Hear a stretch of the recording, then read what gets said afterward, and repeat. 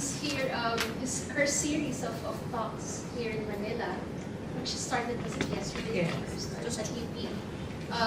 is meant to promote a book that came out last year. There are information at the registration desk on how to get a copy. The title of the book is Power, Politics, and the Street Contemporary Art in Southeast Asia After 1970. So Dr. Lenzi is a Singapore historian and curator of Southeast Asian contemporary art. Her publications frame Southeast Asia contemporary art in the region's cultural and historical context, arguing for the field's distinctive aesthetic and conceptual voice within global art. She has curated or lead curated some 40 exhibitions in Asia and Europe, and is the author of Museums of Southeast Asia, and has edited 5 multilingual anthologies on regional contemporary art. So ladies and gentlemen, Dr. Lenzi. Thank you so much for that introduction, and thank you so much for hosting me here at Ateneo Art Gallery. It's a real pleasure to be here. I knew Ateneo Art Gallery years ago before this magnificent building, when I was writing my book about the distinguished museums of Southeast Asia, of which this is definitely one. My book was a work of many years in progress. Of course, I'm a scholar building on other scholarship of the region, which started in the 1990s in earnest. The argument of the book, the central pivot of the book, is this idea that we do have this 50 years of Southeast Asian contemporary art, which is different to modern, so I'll discuss that in a minute, and distinctive within global art, as was just said. And so the question is, how is it distinctive? How is it distinctive? And why is it distinctive? How can I make such a claim? This slide just shows you a few of the books that are really the iconic seminal works that all students, to this day, I still use these in my teaching, for my teaching, and in my own writing, in my own academic essays. As you can see, the 90s was already fairly prolific, and the Philippines was already represented in 1995 in Tokyo by curators who were starting to really think about that transition between the modern and the contemporary and what it might be. But of course, in the 90s, it was impossible to see. You need a decade, 2 decades, 3 decades, and hindsight to be able to see and to synthesize especially. So my book is, it's a big book, but on the other hand, it's a very small book, meaning it's just a very scratchy beginning of what I think the project of mapping Southeast Asian contemporary art should be, because it is 50 years and it's 8 countries. That's a lot of art. So I know the shortcomings of my book. There are definitely plenty of artists who are not in it, who deserve to be in it. I had to choose, and for various reasons I chose often things that I liked. So there's a question of taste as well. I'm an art critic as well as a curator and an art historian. And in fact, the criticism was one of the reasons I became a historian, because what's your frame when you're going to write about this thing? What is your frame in the 90s for writing about contemporary Southeast Asian art? When it's emerging, it's there, but you're not really sure. And the frame cannot be exclusively the West and Western theory, and indeed, I'm not even sure that that should be the first port of call. So I started to think about framing, and luckily, I encountered a series of texts by Filipino scholars, Indonesian scholars, the Thai art critic and historian, Poshiananda, etc., that set me on my way. So that is essentially the basis of it. I just did the thing that apparently no one had yet done, which was to be a single voice, not an anthology, but a single voice, essentially talking about the region in one holistic way, so doing this compare and contrast. Before I give you a slide dealing with my methodology of research, which I will give you, I wanted to delve into the first pages of my book with a comparison. And this is because it's counterintuitive to a certain extent, for some people, but not to me. And therefore I wanted to talk about Imelda Cajipe Endaya's prints from the 70s and Harsono's installation from the same period. Imelda Cajipe Endaya was born in 1949, and FX Harsono, the Indonesian contemporary artist, was also born in 1949. And the reason I compare their works, so we'll look at these here, these are prints. So Imelda's prints, several of them. Some of them, by the way, I don't give full captions, so some of these works are in collections. I don't provide that information on the slides, but it's in the book. And many of these images are not in the book as well. Because they intrigued me. Why? Because Imelda was doing two things simultaneously at that period. She was making what I saw with my eyes of the last 20 years as contemporary art, but she was also making social realism. She was painting social realist paintings, which are not contemporary art, in my opinion. So how did that come to be? And how is it that I compare her work with FX Harsono? Well, the root of the book is here. It's that their medium are different. Their media are different. Printmaking is as old as the hills and very classical and is part of the so-called European language of art, if you like, though that's arguable because, of course, the Chinese were printing centuries ago. So all these things that are considered, oh, it was transferred from the West, we have to be quite careful about these ways that we describe the art. And of course, Harsono's work is not that, it's installation art. But they share certain things. And what do they share? They share a way of a function, a way of dealing with their audience, a way of engaging their audience. Have a good look. This is full of text. Moreover, it's not really describing something. This is not a social realist painting. This is not a mimetic painting of any kind. It's an artworks that are appropriating images from another place and mixing them up with other things that don't really fit, or do they? So these are works that are aesthetic, but at the same time they bring together ethnographic prints or photographs from a register from long ago, and they put them together with snippets of text, different origins for this text, in not necessarily in English. And so she's doing something here that is fundamentally contemporary, in the sense that, in the way I define contemporary, there are many definitions, in the sense that she's bringing together incongruous images initially, but that end up being a very aesthetic whole. There's no question of the aesthetics of these works, no question about it at all. And with this incongruity, this mixture of images from different sources, different registers, all this put into prints with text. The text is important. She is putting something to the audience. In other words, she's not telling something, she's asking something with these images.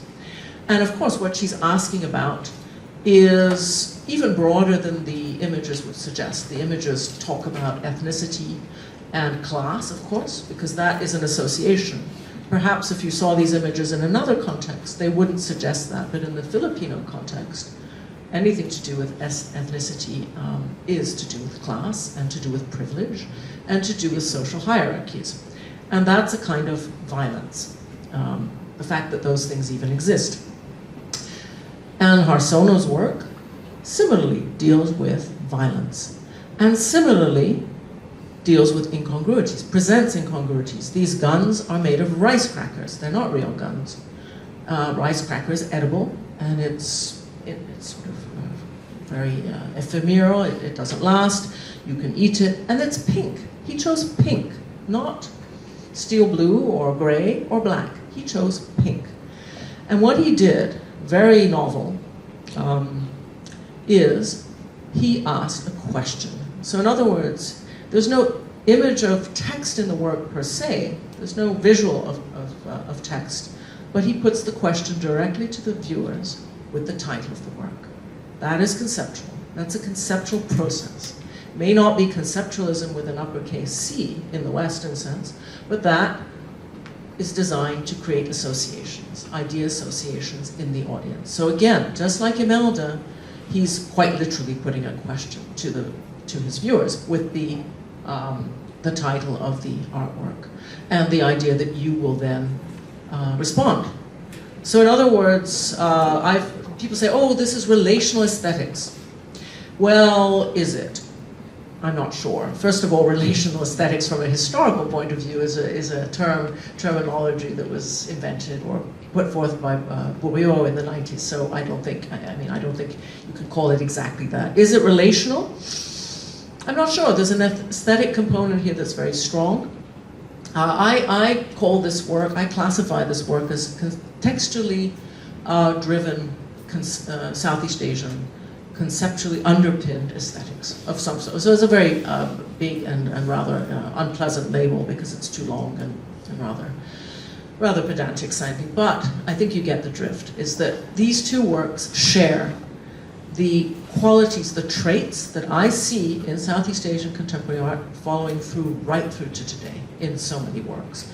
So for me, these two works were the ones that I selected to open the first pages of my book. Apart from the fact that Imelda's works are prints. And I so often hear the words, oh, but that's not contemporary art because that's printmaking.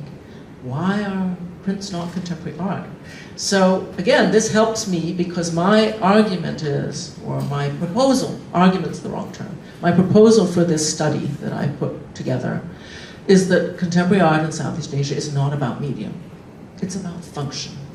It's about what the works do and what they don't do, but more like what they do and what they create in the audience, a kind of agency. So they're not activist works, they are active works. Years ago, a conference in Singapore, Art in Action, was all about that. So, how did I proceed with the book and how am I going to proceed today? I did a very basic chronology, so it's thematic within the chronology. And I looked at these earliest works from the field, which in their day were not called contemporary art. There was no such label in the 70s. Everyone talked about modern art, and no one really distinguished because there were too few people and too few artists doing this kind of work. The vast majority of art in the 1970s was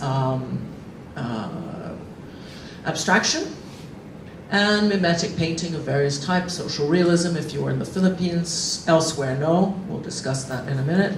But there were these few people across the field who did not know each other, and this is the key point, they did not know each other. This was not a school or a movement at all.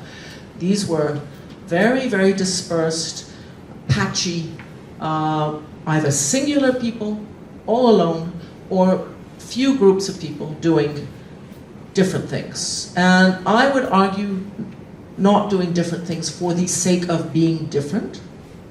Some, yes, but mostly for the sake of responding to what was going on in society and politics all around the region. Because if you think about it, regional culture, old culture, pre-modern culture was always about function.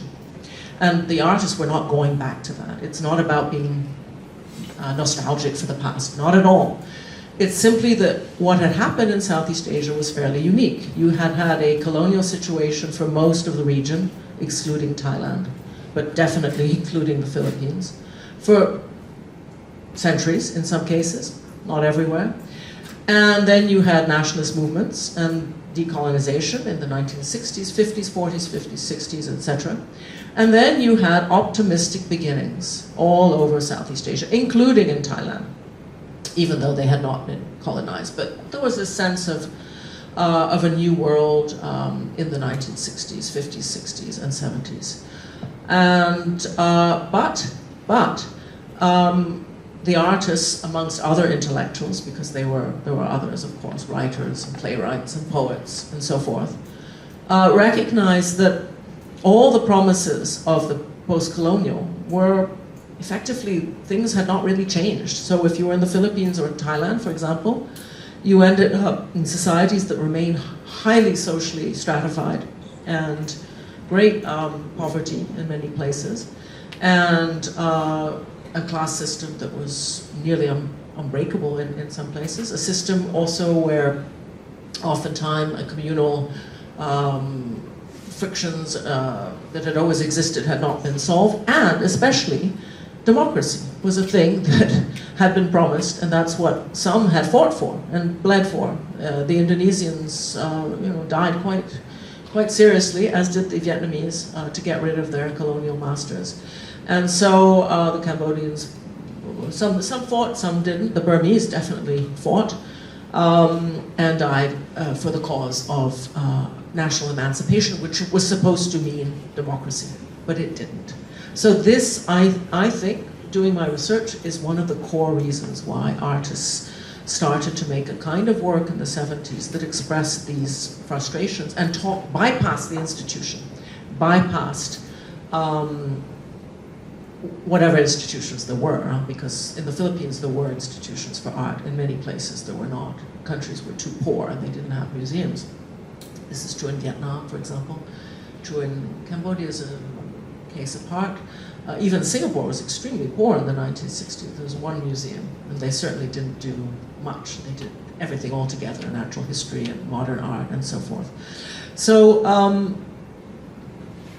all these reasons, the book is premised on this idea that the artists broke away not because they were copying something from the West, unlike the modern, but because there was an urgent need to do something different with art that might actually speak to real people about real things that could not be discussed openly in the political space, simply because of censorship, which was very strong. Military dictatorships were the case in Thailand, after '72 in the Philippines, of course. And societies were highly controlled, and free speech was not, certainly not, in the offing. So the book premises, going back to what we're trying to do with this book, was this 50 years, 8 countries, and the business of this unconnected minority across the region doing things that actually ended up looking connected. The method was fairly old-fashioned, just compare and contrast, the kind of thing that you can do when you do have 50 years, and a big body of work by 2016-17 when I started thinking about this book. And defeating this idea that you cannot draw up a comparative history of Southeast Asian contemporary art. It was often said, and I still read this in various essays, that you can't compare because the Philippines is Christian and Indonesia is Muslim, and Thailand and Myanmar are Buddhist, and therefore there's no basis for comparison. Moreover, these are different populations with different ethnic makeups and different economic systems. All this is true, but you can still compare, wouldn't you know it? And the art actually proves it, oddly enough. So, and of course, there are plenty of scholars of Southeast Asian history, so obviously you can compare. But it was one of the things that was levied when I started talking about doing a study of this nature. They said, oh no, that's nonsense, no one does that, because you have to do this nationalist, one country at a time kind of thing. Well, plenty of people have done that, and I've used their scholarship, of course, but as it turns out, you can compare. So I just did the basic thing, used the basic tools of art history, and compared. But what I did do as well is compare the context. And you do discover that contextually, as I evoked with Imelda and with Harsono, the contexts were not that different. Indonesia in the 70s had a very militarized government, guns on every corner, as did the Philippines in the 70s. So you can compare, and the colonial histories are not so different, unfortunately. Power and oppression are fairly, they have their traits, and they are shared across the region.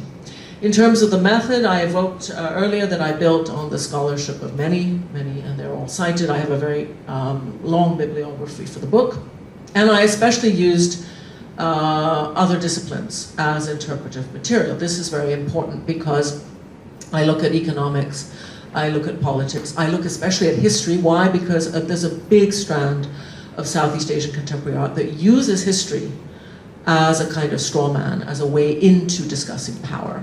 So artists will tangentially or indirectly critique historical narratives, put forth the monolith of history given by power, and they will challenge that, and that's a way to talk about politics, an indirect way, but nevertheless a way. So it's very important to know the histories that they were dealing with.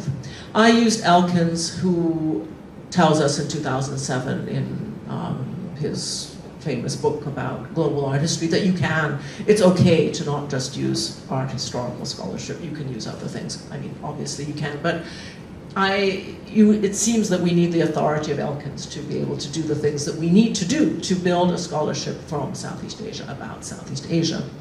And as a frame, I used Sabapati, who in 1996 also said, oh, by the way, we do have a region which is called Southeast Asia. And even if the name comes from somewhere else, there is this thing in the pre-modern which was cohesive through the seas, through trade, through diaspora, etc. There's a cohesion. So he was the first truly in a textual way to connect what Southeast Asia was historically, geographically, to the contemporary. And finally, last but not least, I used my own case study of Vietnam, which is interesting because Vietnam was closed. North Vietnam was closed to the West, to Western art, pretty much until the mid-90s. And yet they created contemporary art, the Vietnamese. A very few, these are very few people. All these people initially were unconnected and very much doing their own things until the 90s, pretty much. Exceptionally, in the 80s, there was some connection, but not many. And the Vietnamese developed a contemporary art, not by negating the art school. So many of these artists don't necessarily react against Western art. That is not the case. They are proactively producing works to respond to the times they live in and to engage, to co-opt their audience in ways that are, I think, embedded in conceptual languages. Association, which doesn't mean, again, that they negate aesthetics. So the outline now, speeding on as we have to get into the slides.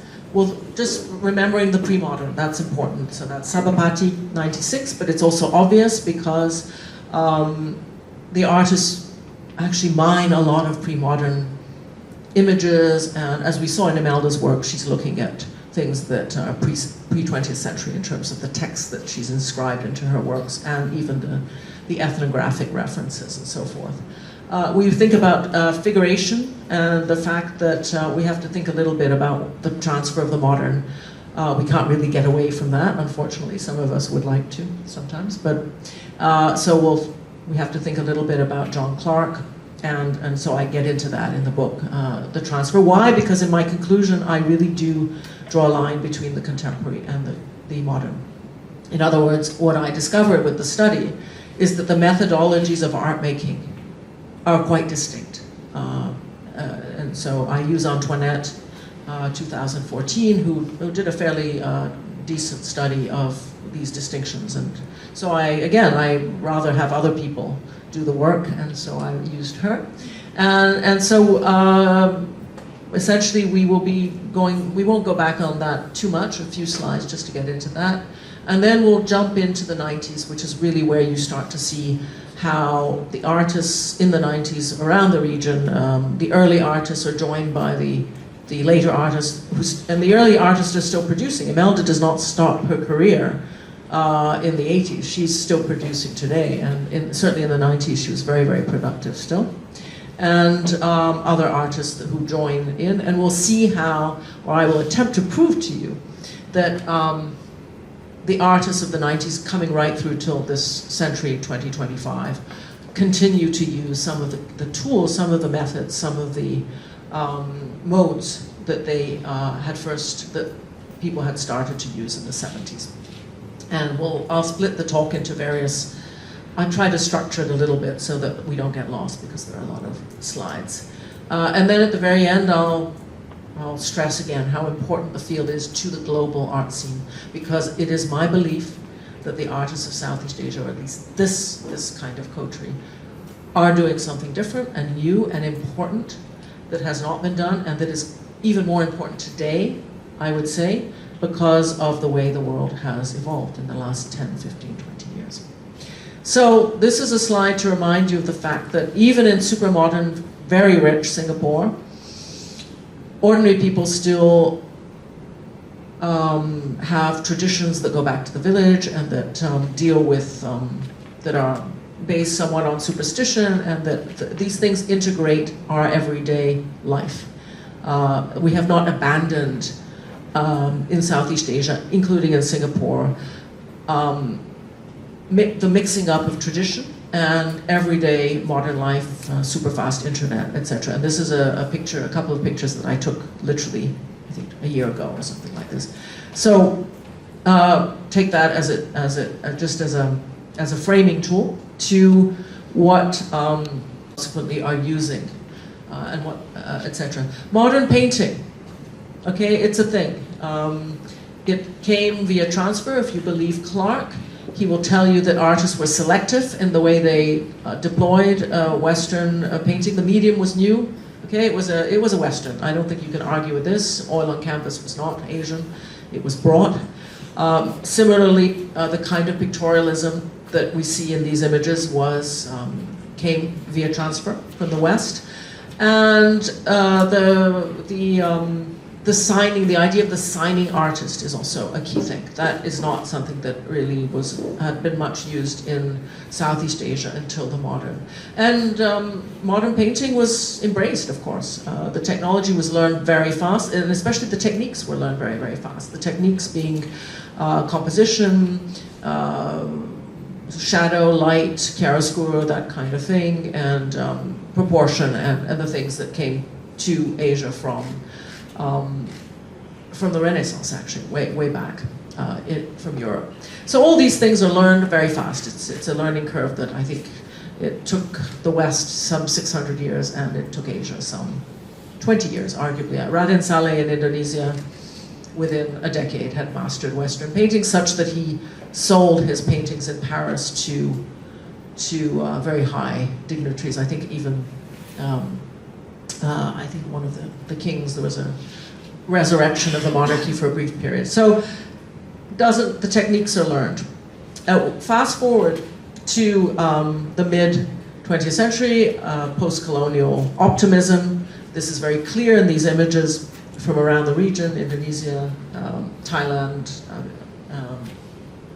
and Philippines and Singapore, that everyone is very glad to have new nation states. And in fact, three of the images, in fact, show, I think, flags and a national monument in the Jakarta case. But this is the 60s, the 70s, into the 70s with Anita. But in fact, this is really what is going on at the same time. So we have this rather schizophrenic period where there's a great deal of violence in the streets all over Southeast Asia, left and right. Okay, people think of rightist violence in Southeast Asia in this period, but then there's also the Pol Pot. The Khmer Rouge are in the 70s who are decimating their own population there on the left. So no one was spared. These are race riots, lower left. These are the Malay Peninsula race riots, Singapore, Malaysia, '69. On the right, lower right, we have Thammasat University massacre, 1976. The top, 1965, 66, over a million apparently were purged in Indonesia. Leftists killed by the new regime, which was the Suharto regime that had toppled Sukarno in 65, 66. And on the top right, this is the Philippines. This is Manila, 1971. So all over the place, state violence and unhappy people who are advocating for their rights, for voice, for political voice, for democracy, but it's not going very far. Social realism in some places persists in the Philippines, but not in Singapore and not in Indonesia. In Indonesia in 1965, essentially Lekra was banned. So this was the artistic wing of the Communist Party, and all the artists who were keen social realists in Indonesia, strong social realists, they essentially stopped making art and they move into abstraction, most of them. Singapore is the same. There was a society called the Equator Art Society, that was birthed in the mid-50s at a time of great colonial upheaval, at the period when the Singaporeans were trying to get rid of the Brits. And all that is gone by 1965. So it took about a decade, and in 65, the Equator Society is shuttered. This is not the case in the Philippines. So the Philippines ends up being this exception often, in many respects, throughout the region. But nevertheless, Imelda, as I said earlier, she paints social realism at this period, but she also starts to make something different, as do others around the region, despite the fact that they don't know each other. And so here, I'm going to show you just a few of the very iconic early works of this 70s, 80s period, including some images that you'll know well because they're Filipino images. Redzia Piedesa, I date the coffin work on the left as the first artwork of the contemporary. I mean, it's somewhat arbitrary, and firsts are it's never a good thing to say the first, because something will crop up and show that you're wrong, but it is a useful image because he designed it referencing the race riots of 1969, so the work was made a year later. So that's important because he clearly thought about it. It wasn't a work of instant pathos, it wasn't an emotional response, it was an intellectual response. I have about 2 pages in the book about this single work because to me it really speaks to a new way of thinking about art and what art is supposed to do. This is not to do with the victims, even though there's a coffin there. The death here is not the people who died in the race riots. The death is the multi-ethnic nation of Malaysia, which had been promised. That was the promise of the post-colonial. And he himself is not Malay Muslim, he's a South Asian, he's of Tamil descent, and that matters because after 1969, Malaysia instigated the race laws, essentially Bumiputra, which are laws still in place today that have been changed, modified somewhat, but effectively a 2-tier state system that privileges the Malay Muslims over the rest. That is not what everyone signed up for when they were fighting to get rid of the Brits. So, coffin, flag, and a mirror. The mirror is key because it brings the audience into the work. So this is not a sculpture. I had great debates with T.K. Sabapati about this work. He thinks it's a sculpture. I disagree. I think it's an installation because I think the mirror plays this a very important role. I don't think it was random that he put a mirror there. So it does this thing where it brings you into the image and therefore, quite physically, and therefore has you engage with the ideas in the image, which is all about, it's not about the past, it's about the death of the nation going forward. So it's nothing to do with trauma, in a sense, except as a political trauma, I think. That's my reading of the work, at least. So for me, a very, very key work, because it's doing something quite different to the kinds of paintings that could be produced at that time. And indeed, he burned it in 1971, and that tends to corroborate my view that this was not designed as a sculpture. It was designed as an ephemeral piece, an installation that had a completely different function. Another work of this early canon, or a canon, not the canon, but a canon, is by a Thai who, in this image, is essentially borrowing animistic-looking objects and doing a kind of performance thing. I cannot tell you how iconoclastic this would have been at the time, when everyone was making Buddhist works and works that what Apinan calls consensus art.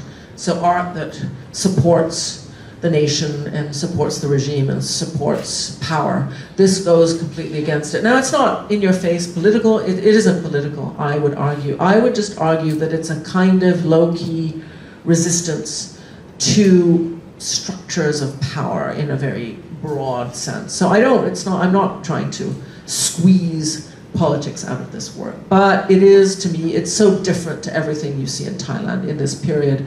And when I interviewed the artist some years ago before he died, he was quite cryptic. And he just laughed and said, well, just have a look at this and look at everything else. And that was his answer, and it was sufficient to me to somewhat support. I mean, one never knows, of course, what was in his mind at the time. And artistic intention, of course, is personal to the artist. But I did interview him, and he didn't, let's put it this way, he didn't browbeat me when I suggested the meanings of the work, and he didn't contradict me. And so, and of course it is touted in Thailand as an early contemporary work, or the earliest contemporary work. But no one actually really ever decided why. I think they think it's early contemporary because of the form, because of the medium, because it's not painting, it's not sculpture, it's performance with objects. But I think it goes far beyond that. I don't think contemporary art is necessarily about form. I think it's a combination of many things, and mostly about a certain kind of function.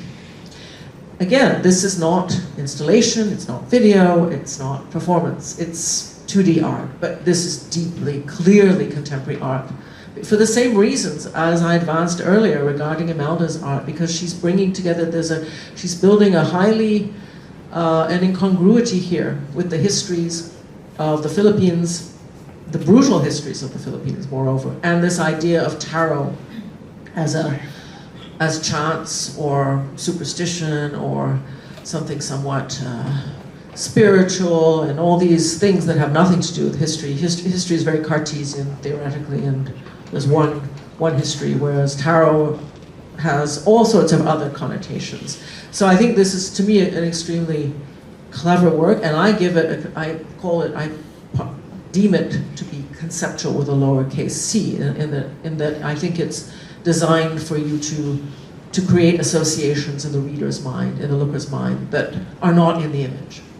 And so it's not that she's depicted one thing, it's that these things have been brought together for you to decode. In other words, the viewer has to do the work. So this is a novelty of this art. The viewer must contribute, the viewer must work. And she has text in these works too, as does Imelda. So again, that's another working exercise. You have to read, you have to be bothered. An image is absorbed within a second, a simple image. These are not simple images. They're designed to make you think. They're critical. They build, they instigate, instill criticality.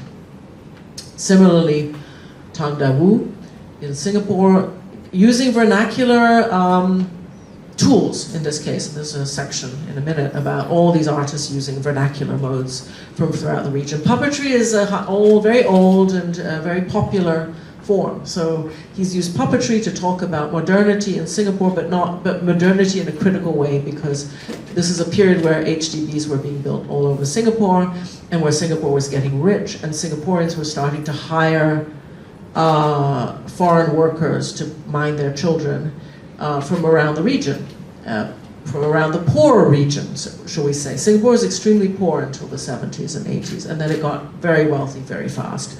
So it's about that, but how do you paint that? You can't paint that with one single image, one simple image. You have to design a work that will bring the audience into thinking about these things in a critical way. And the things themselves are complicated and contentious. All right, because you're talking about Singaporeans, you're addressing Singaporeans. So you do that with puppetry plus. So these were the earlier works. These artists, I checked with those who are still alive, they did not know each other. This is verified. And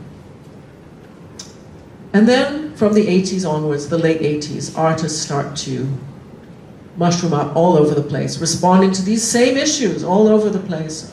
From Singapore to Thailand to even Vietnam, artists start to make works that use new languages of art in order to talk about things that are not talkable about. They're taboo issues, such as the boat people who are in camps in Singapore, this idea of statelessness and migration, and citizens who have a different status to others. All this is not discussed in the Singapore press. How does Tang Da Wu deal with this? He devises a performance with boats, but what he does is that he asks the general public, first of all, he does this in the street without permission, and he has the general public make the boats. So this is not coming from anywhere in particular except from his own mind. Now, arguably, he knows Joseph Beuys. He was educated in London, it's true, or in the West. But I don't think Joseph Beuys made this kind of work for the simple reason that Joseph Beuys could be very up front when Joseph Beuys was making political art in Germany. You didn't need to hide from anyone. There was no danger that you would be carted off to jail or have trouble, as the euphemism goes, with power if you discuss things that were not discussed. So in order to deviate, to bypass power, to bypass the institution, which would not have liked this kind of work or accepted or understood this kind of work, you do it in the street. And the bonus is that you get ordinary people. So you get your public, not elite people. We're sitting all here, we're all elites. We're definitely not people, ordinary people in the street, as he wanted to engage. He wanted to really talk to normal people, everyday people, about issues that should concern them, but they were not aware of. So this is what he did. And artists throughout the region start to use public space in this way.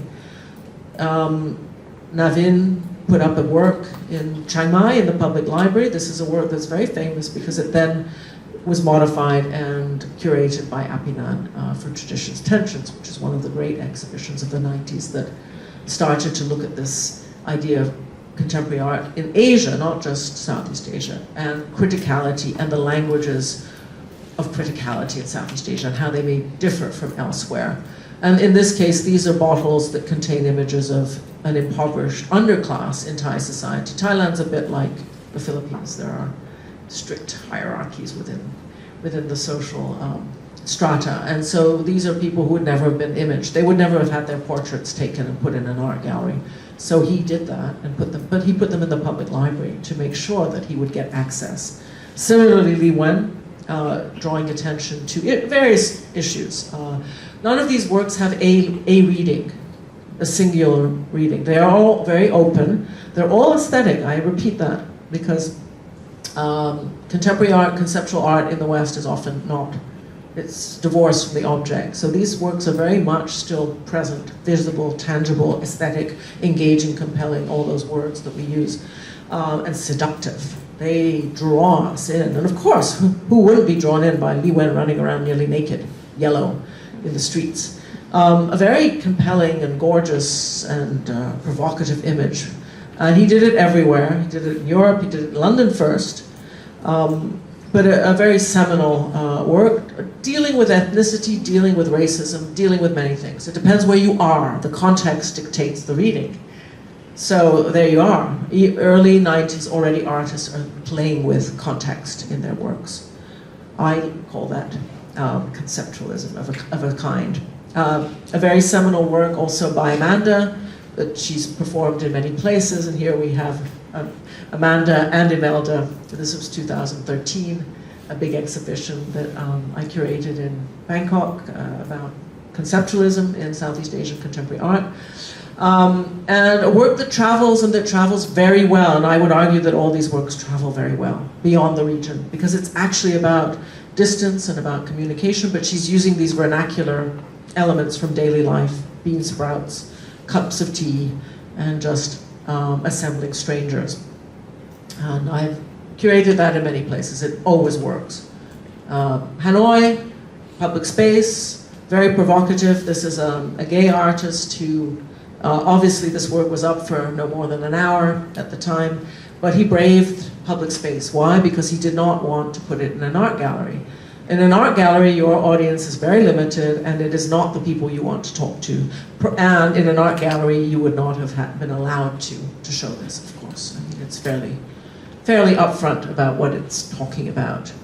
But he did it. So artists start to be brazen. And all around the region, you see the street being used all of a sudden to talk to real people, but about real things. So this is not art for the sake of artistic critique within art. This is not institutional critique. Of course, it involves institutional critique to a certain extent because these artists are bypassing the galleries and the institutional system. But they're primarily using these modes of communication not to do that, but to talk to ordinary people. So it's a proactive, I would argue, rather than a reactive way of dealing. But of course, some of them are also keen to push away Western modes of art and institutional art. Those two things can be true at the same time. and Dinh Cule with a work in the market in Saigon dealing with Agent Orange, still taboo in Vietnam. No one discusses Agent Orange in taboo, even though it's surprising. You would think they would, because it's why they didn't want to rock the economic boat with the States. Okay, this was the 90s. They were starting to get money and business from America. This is post-Doi Moi. They're about 10 years into Doi Moi. The last thing they want to talk about is Agent Orange. But it's a thing. There are plenty of victims of Agent Orange still today. These Siamese babies born with two heads, and yeah, it's a thing. So he made this work, but he made it not in an art gallery for a limited elite audience, but he put it up in a market stall for a month. So yeah, you have to do that. And of course he did it partially because he would never have been allowed to put this up in any real art gallery. No one would have wanted it. And no one would have been able to even show this kind of work, I think, in that space. So he didn't go against public space, he used public space.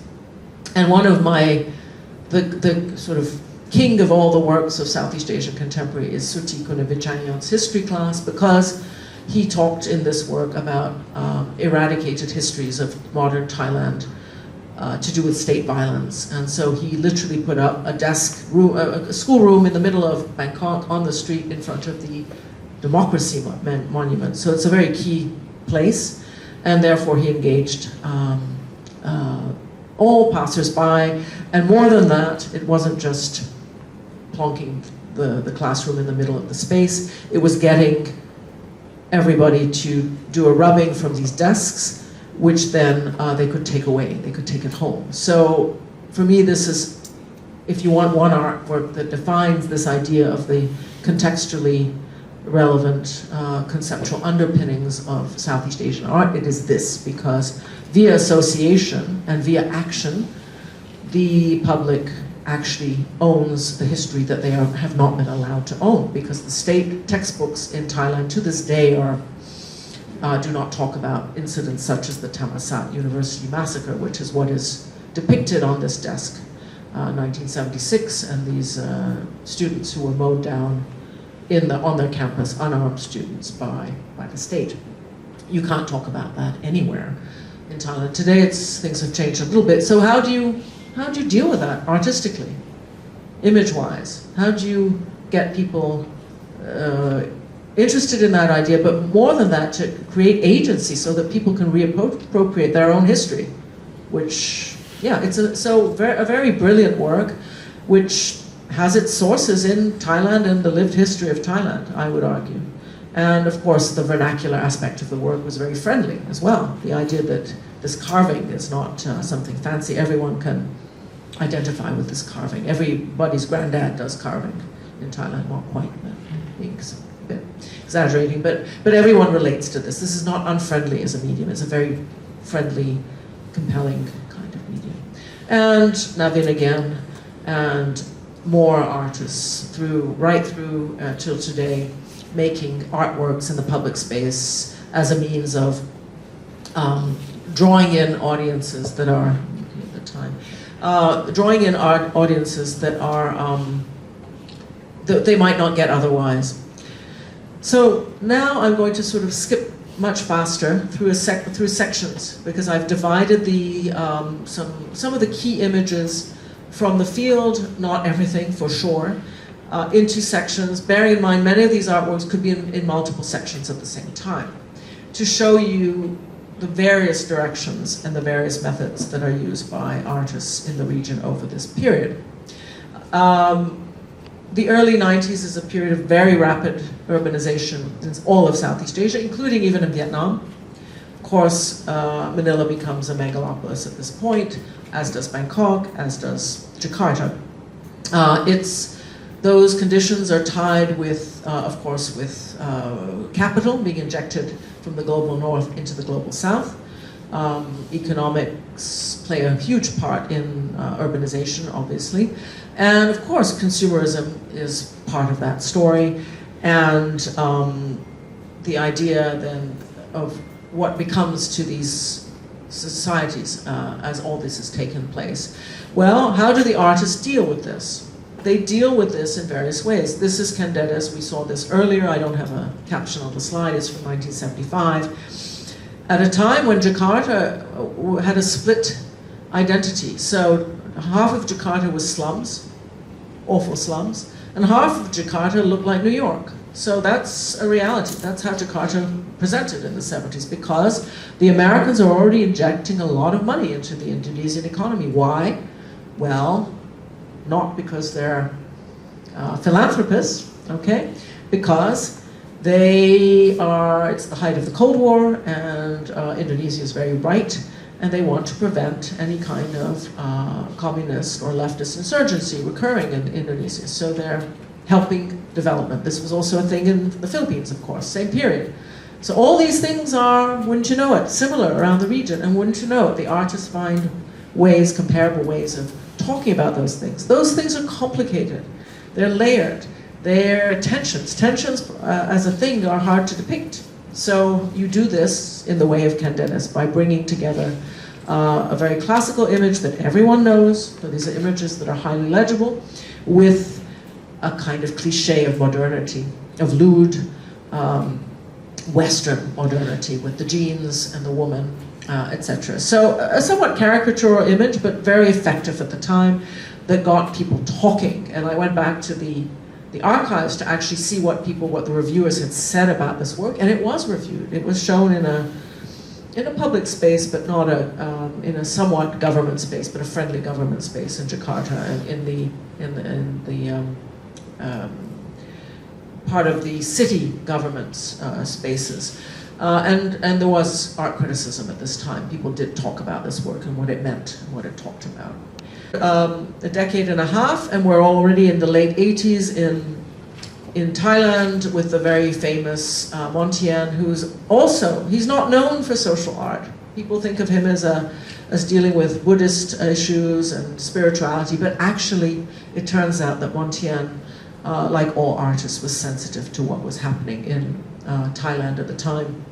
And he made this very seminal image, which is dealing with women, prostitution, women coming in from the countryside, lured by the promise of the city in early 90s Bangkok, and then in fact becoming sex workers because they don't actually get the jobs. Why they don't get the jobs? Because they're not educated, because there's a very serious, very stiff class system operating in Thailand.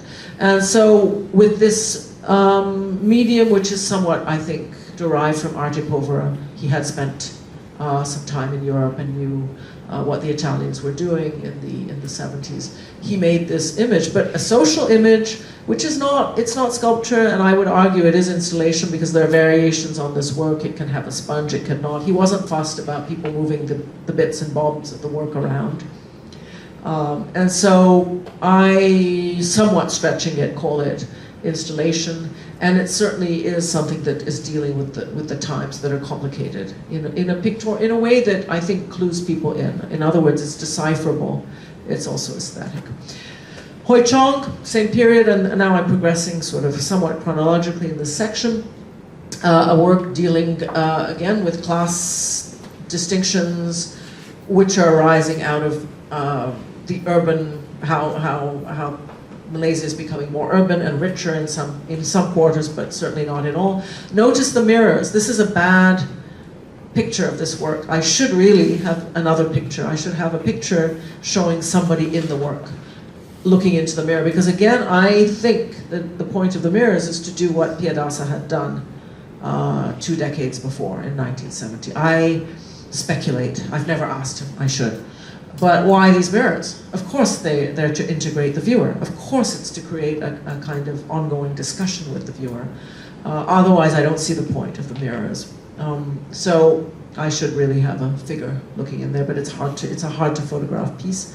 But yes, he's talking about the very dark lady at the top, who's the helper, and then the wine-swilling bourgeoisie at the bottom. So a very caricatural work, but very much, I think, designed to create conversations with the lookers and bring them into a discussion about things that are happening around them at the time.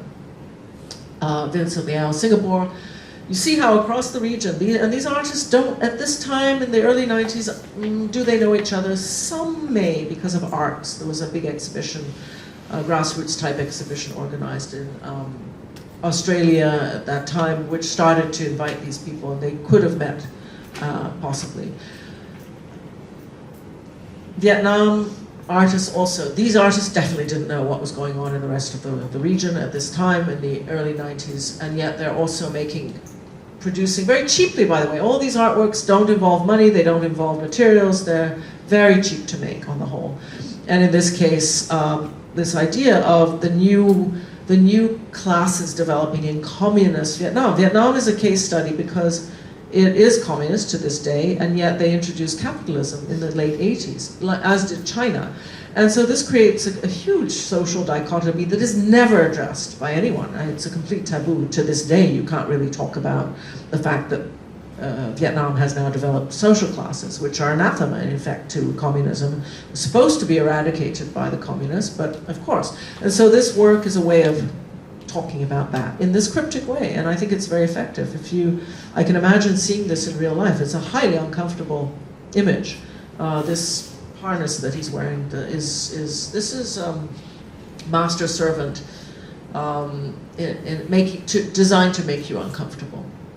And different artists of the same ilk in this period, this very, very small Vietnamese avant-garde, integrating the image of Benjamin Franklin, who's from the money, from US dollars, into daily life of Vietnam of this period. So humorous, but highly legible, and yet obviously you have to associate, who is this guy, this bull guy? Obviously he's not someone we know, but we do know him. We know him for money.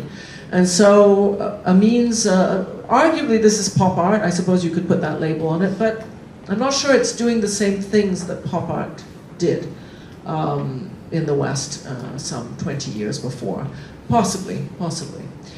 This definitely isn't pop art. This you have to blow up. It blows up or it doesn't.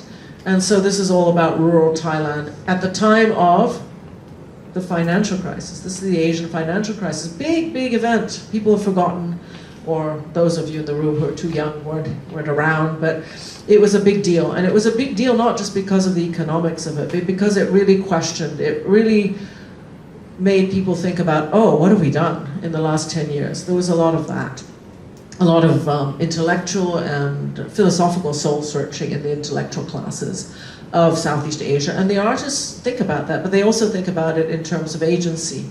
And who is responsible for this globalization and westernization and bringing in capital, and who benefits? How do you talk about those ideas? Those ideas are very conceptual, they're very intangible. You talk about that with this artwork, because you have to walk into the room and blow this water buffalo up. The water buffalo is the quintessential tool of traditional farming all throughout the region. And so if you blow him up, he lives, and if you don't, he dies. So in other words, it's up to you, the audience, to decide where your country is going, what you're doing with economics and with culture. And we see this in Indonesia, excuse me, same sort of idea, and still in Vietnam. And these artists thinking about urban and rural and what that means. They're not, excuse me, harking back to the wonderful village. The village was tough, it was brutal, it was poor. Women particularly had a very hard time in the village. There's you can write a whole book about women in the village in Southeast Asia, and how male artists, by the way, deal with that issue. In this case, this is the case. This is a female farmer. My mother is a farmer. Please note, not my father is a farmer. My mother is a farmer. So the rural hardship is often identified with women and equated with women. That's a very interesting thing. That's true in his work, in Vasan Sitiket's work, in several other Thai artists' work. I wrote a whole paper about this years ago, because it's striking how the men are to a certain extent sort of remember the matrilineal roots of their culture. They don't remember it consciously, but I think they equate rural toil and hardship with women, and they're deeply empathetic, and they present the woman as the woman heroic farmer. So that's an image you see throughout. This artist does not know Vasant Sitiket. They're effectively doing the same thing at the same time. They don't know each other. So there's a thing there. It's why you can talk about the region as there is a regional art, definitely, because all these works are informed by culture and other things. And my tree. Some years later, I've used a lot of these slides from different periods to show that these ideas transcend time and space. And now a quick section how artists are mining traditional imagery, traditional media, in often a very clever, sophisticated way. And so a bunch of images. Rice, of course, feeds the region. And rattan, and the idea of the handmade stuff. Again, are they rebelling against the Western art school, the Western academy? Certainly there's that in some works, but I don't think it's exclusively that. And in some artworks, it's predominantly not that. It's really something else. They're using rattan because I think for them, it's a language that, for speaking to ordinary people. So it's not about rebelling against the academy, because ordinary people don't know the academy necessarily. It's not, again, that would be too small a resistance. What they're really talking about are big issues, and how do they talk about that through vernacular forms. This is a vernacular form, if you like. It's a slide. No, I didn't repeat the slide out. It's not a mistake. I'm showing it to you again because the idea of village vegetable preparation in commune, in collegially done, is a vernacular. It's part of vernacular culture. Other artists use everyday objects. That's everyday imagery, everyday objects. In this case, talking about foreign workers, women. And it's still an issue, by the way. This work I showed quite recently, in 2019, in Yangon. People still respond to it. Guess why? Because it's still actual. The issues developed by Imelda in this work are still actual. And she's not the only one to discuss these types of topics. Other artists do paintings, so it's not about the medium. Plenty of paintings that still engage with these notions and use these tools. In this case, AIDS was a big thing in the region in the 90s, and there was a lot of government propaganda and a lot of segregations of populations. In Singapore, notably, they would cart people with AIDS away, and it was they shamed a lot of people, and it wasn't very pleasant. And so this artist is conjoining the AIDS victim. In this case, is a classical Malay Muslim part of the system, as it were. So he's again doing that thing, which is to create incongruities as a means of criticality. Sort of that's not a Southeast Asian mode. That's a sort of universal mode, but the way they do it is obviously very local. Ceramics are pervasive everywhere, particularly Vietnam, and they are used, and they continue to be used endlessly. And they help the viewer get into these complicated subjects because it's a friendly thing. Everyone still has vases, and vases are sold on the street, and ceramics are not in any way exotic in many places. So the way the artists use them are, maybe they didn't think of it consciously at the time, but I think they help the audience into these subjects. In this case, this is the genocide of 1965 that has been quite graphically referenced here, but the fact that it's ceramics adds a layer, I think, to the discourse. Vernacular, again, in this case, wayang kulit, and the potential breakup of Indonesia, which was a thing people may not remember, but after the end of Suharto, Indonesia was on the brink of blowing up. And so he addressed that by the way, by using these things. So in other words, performing this. Unfortunately, no photographs exist of this work being performed with real Indonesians around and so on. Many people didn't have cameras at the time. I mean, again, poverty is a thing.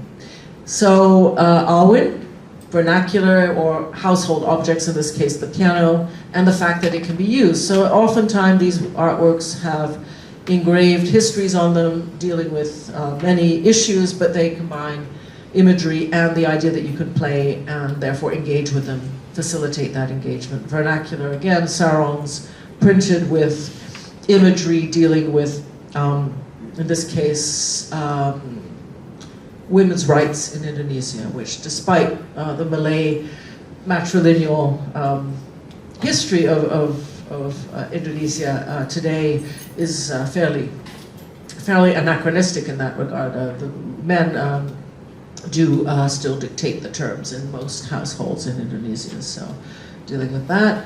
And vernacular of a kind, again, bullets, very common. Bullets are everywhere in Indonesia and certainly in the Philippines, certainly in America, and so the way Josephine Turalba deals with this handmade, the slippers that you have to wear. So these artworks designed to be experienced. They're friendly, they're good looking, they're handmade, they seem to hark back to some sort of early pre-modern tradition, and yet the way they're utilized in the space and the way they're designed to co-opt criticality, but in this rather non-obvious way, is fully contemporary and fully Southeast Asian. And they're beautiful, so aesthetics are never far. Rice bags co-opted to talk about elections or non-elections in the Thai case. Rice bags being, of course, eminently a language in of itself, and Thai military jackets that people can try on to talk critically, but in a very friendly way. You see how beautiful these and rather innocent these embroideries are of mosques being blown up in the south of Thailand. So this is about the oppression, the Buddhist majority and the Muslim minority in the south of Thailand. And so this is a Buddhist artist, by the way. So this is not identity politics in that sense. Many of these artworks are made, as I said earlier, the heroic lady farmer, many works made by men, okay, by male artists. So it's not exactly identity politics, it's something else. It's talking more broadly about human rights and about democracy, but how to engage the oblivious Bangkokians into questions that they should know about. You do it with dress up, and you do it with pretty embroideries on military jackets. So incongruity, more incongruity. Again, Mela Jarsma from Indonesia. She has a Dutch name, but she's actually really more Indonesian than anything else. She's lived there forever, and she set up Cemeti, which is one of the early spaces of the contemporary in Southeast Asia, collective spaces. Faith, big thing all over. How artists use faith as a means into politics, into power. This is not about gender issues. He uses gender, obviously. He's a queer artist. He uses his the monk in drag, he uses it as a means of talking about power, because Buddhism is one of the big pillars of power in Thailand. It is endlessly abused by the state to control the people. So that's what this image was about, and of course this image was censored. So a number of these images were censored in their day. That's again part of the history of these artworks, but luckily the images remain. And Cambodia, which starts to appear in the late 90s in our history of art of the region. Remember, Cambodia had a genocide in the 70s, so a whole generation of artists was wiped out at that time. More about faith. Here's an artwork made of money, and so obviously it's quite obvious. All these works have a layer that is literal, and then they have a layer that is associative, that is designed to make you think and for you to do the work. So they're never conceptual in that very obscure and rather inside joke way of Western conceptualism. Again, faith. This is about Buddhism, but is it? Not exactly. It's also about East-West things and the sort of conflation and juxtaposition of East and West, and in terms of philosophy, in terms of spirituality, and a critical view of all that. None of these works are pander to anything. They are always conversation-raising and critical in their demeanor. This is about women, and so it's about breasts. These are literally huge breasts, but they're also stupas. And so again, talking about religion and women and having people dive into these multicolored and different ethnically toned breasts. So in a very discreet, soft, literally soft because they're all cushions, way, the artist is, who's not known for political or even social work, but nevertheless this work was really dealing with ethnic issues in Thailand at that time. So, but in a very sort of thoughtful way. Burma, we move into Myanmar, they were not very present on the scene until this century. For, again, political reasons, oppression. Many of the artists ended up being sent to jail in the 80s and 90s. This is the revolution, the small revolution that ended up being a bigger revolution and leading to a few years of democracy in Myanmar, and a number of artists discuss this through images related to religion, because the monks were a part of the people rising up against the junta at the time. Another artist, in this case, this is Bui Con Cam from Vietnam, but this was a curated show done, I curated this in Yangon, so for this reason, he juxtaposed monks' robes with military robes into a kind of, again, vernacular, so this could have fit in the earlier section. It's sewing, it's a pagoda style thing, but it's also to do with power. These are two rival powers, yes, the army and the Sangha, so who will win? And Mela also talking about the faith in Indonesia and the business of Islam in Indonesia becoming purified in the 2000s. So this is to do with politics and to do with money, because the Gulf states started to inject money into Indonesia already in the 80s to clean up Islam in Indonesia, which was deemed overly syncretic, overly Sufist, and to make it a lot more pure. Is that a good thing? Probably not, but this is how Mela deals with this kind of imagery. So very beautiful.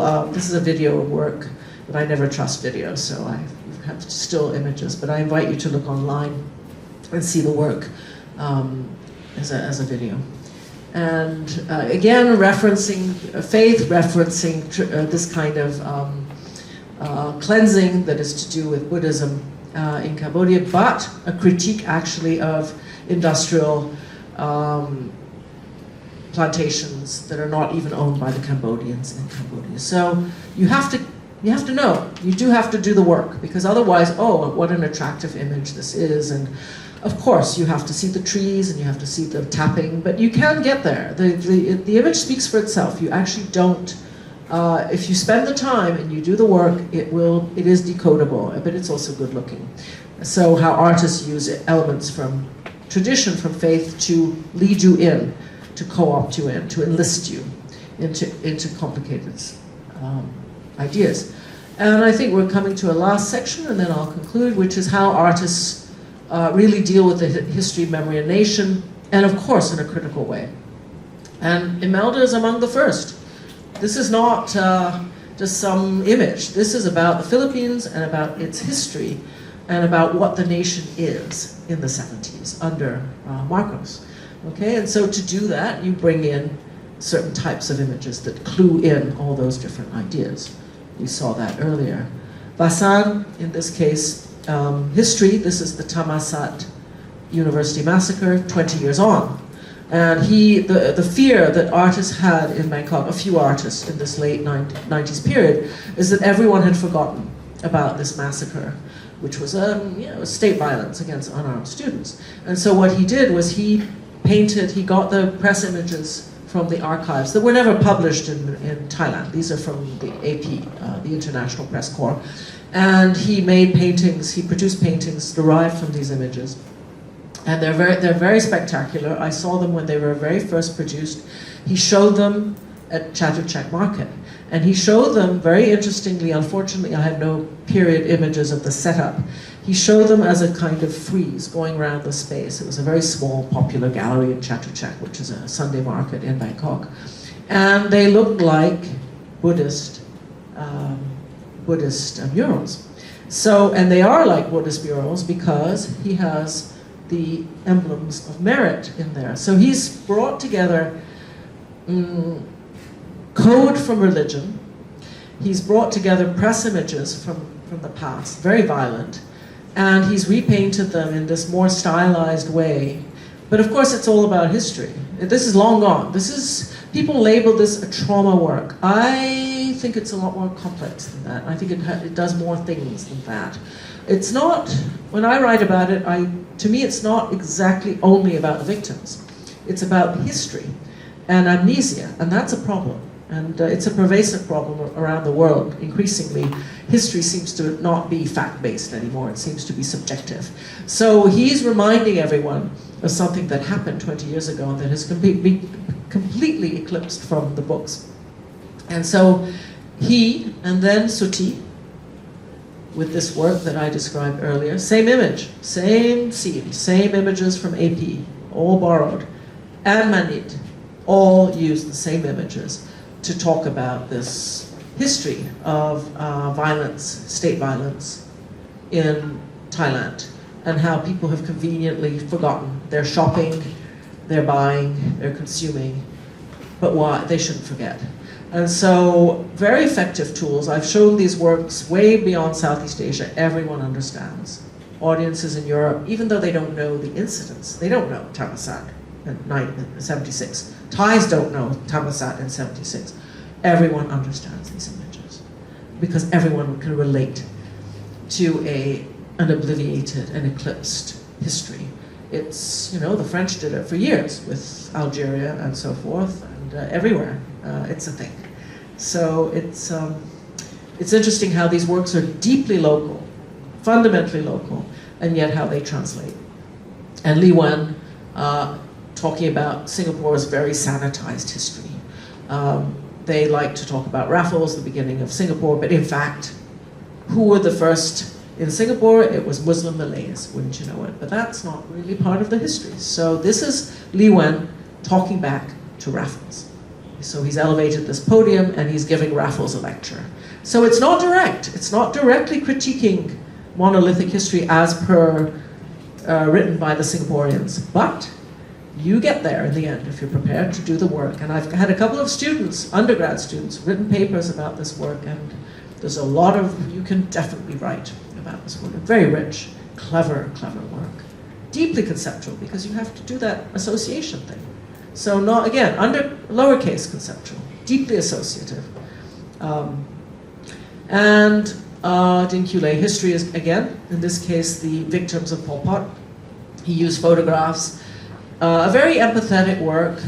So to do with trauma, but again, using a methodology that I think is very Southeast Asian, where he asked people to rub these faces, and with time, the image of these dead people who were massacred, they were very young, often these victims of the Khmer Rouge, very, very young. We have the archive in Tuol Sleng prison in Phnom Penh. He used that same archive. And so you rub the images, which are sewn, so very discreet, white on white, invisible. Invisible until they're touched, so human touch. I showed this work in Istanbul, and the Istanbul public, they don't know Southeast Asian history. They don't know much about it. Some of them perhaps knew about the Cambodian genocide, but barely. But they understood this action of resurrecting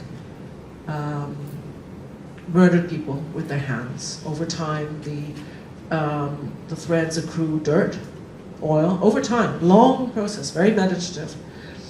And they come alive, they come back to us. So again, this work to me is never written about. I put it in the book because people talk about his weavings and things that are far more spectacular looking and that make sense to an audience perhaps in the States because he uses film history, American film history. These works to me are very seminal, they're very important, and they should not be neglected. They do all the things that we need to do. And a few more, then I'll come to the end, I know I'm going long. Vuzatan, Cadillac, gold, America, driving around Hanoi. The Vietnamese fought the war, they got rid of the Americans, the the North beat their brothers in the South to defeat capitalism, but did they? Not really. So this is what he does. He brings a Cadillac, 1961 Cadillac, to Hanoi. He paints it gold and he drives it around. That's it. That's the work. And Araya, class issues, Thailand. This is called Thai medley. She's singing to people in a morgue. And she calls it Thai medley because it's actually about forgotten people in Thailand. So it's actually about far more than, it's very dramatic, very beautiful, mesmerizing work. Yes, it's somewhat Buddhist, it's very Buddhist in many regards, but far more than that. It's also about what the culture, how people are dispensed with. Because in Thailand, if you're in the morgue, you've been forgotten. You have not been given funerary rites as you should. You have not been reclaimed by your family. So you're part of a sort of like undercaste, like in the Hindu system. And so she's singing to these people love songs. So it's actually about that. It's really about talking about forgotten people. So deeply beautiful work that again is understood in Europe. I've shown it before in the European context. People understand. They don't know Buddhism. They don't know anything about funerary rites in Thailand, but they understand about the basics of the work, the intrinsic basics. And more, and many more. This is, again, your compatriot. History, politics, the nation, and how you remind people these things are important and they're deserving of criticism, and that we own these things. All of us own the nation. We are citizens. These are citizen artists. And it's our job to critique the nation, because it is our nation. As the famous Baldwin said that, I think. Baldwin says, it's because I'm American that I'm allowed to criticize America. Didn't go, often he had a hard time with it. So many images, many artists. This is all 90s, post-90s. We see that the art is so much of it, and always using aesthetics, always using, appropriating, subverting actually images of that belong to the nation. These are official images in often cases. Even let's go back to this one. This is money. This is, I've just heard, I'm about to open a new museum in Hanoi with this artist, only about this artist, and I've just heard that the Vietnamese authorities have censored the works on the left, all of them. Every money image is not in that exhibition. So it's not, you can't make fun of money, it's just not on. So, and of course, Ho Chi Minh should be on the money, so he's not. In this case, Monica Lewinsky and various people. So it's humorous, but it's also talking about globalization and what that means in the Vietnamese context, good or bad. So highly humorous, lots of references to decode, but at the same time deeply serious, because we are global, and that means we have global money. Does that mean we can dispense with power structures, arguably? Good question. Maybe. Utopian in many regards. And maps are also borrowed, in this case Myanmar, and the invasion of Chinese toys in the map of Myanmar being shaped by rice. An artist dealing with the two anthems, the French and the Vietnamese, juxtaposed. It's a horrible sound, that's the point. Money, more money. These are people who were jailed by the Singaporeans in the early 60s, communists, purportedly, and so this artist is conjuring an alternate history, deeply subversive. I showed these works, but I wasn't sure if I would be allowed to remain in the country. I did remain in Singapore, but I was told this was problematic work. So yeah, because these people are definitely not allowed in history, so they should not be on the money. And passport work, so about the nation and the potluck, the luck of the nation. Who, if you're a Singaporean, you can travel to the most countries. Apparently, they tell me I don't have a Singapore passport. If you're born in Uganda, chances are you can't. So, and that's sort of lucky, right? To be one thing or the other. And so this is a work that gives you agency over choosing your nationality or not, because you actually don't have agency. You get stuck with a passport, and then you have to make it. The making it is the key thing. You're made to make it.